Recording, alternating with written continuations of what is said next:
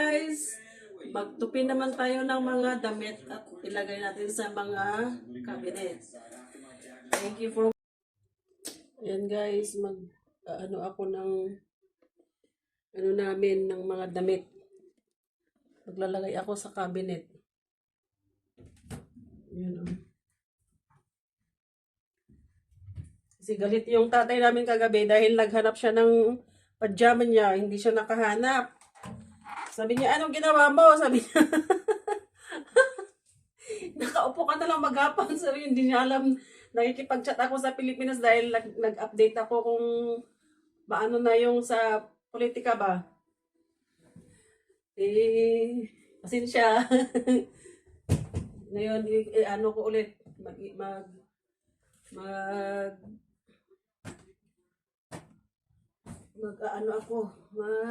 ba to?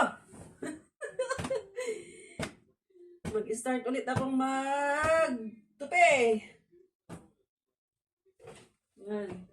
Ano ko lang naman yung mga damit namin na gagamitin namin ng 1 month. Hindi ko ilalabas lahat. Kasi after 1 month, lalayas na naman kami dito eh. Kaya yung mga ano lang namin na gagamitin namin araw-araw, yun lang ang ilalabas ko. Tara, samahan niyo ako. Ayan, tapos na din ng aking paglalagay ng mga damit. Ayan o. Ayan. Ayan po guys. Organize na din yung mga damitan namin. Kaya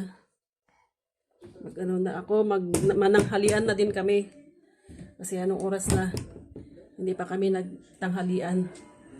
Kasi nung nagkape ako kanina, agahan lang namin yun. What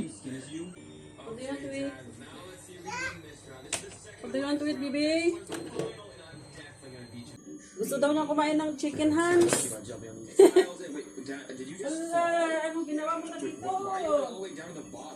I plan, so when you fall, everything is gonna be broken.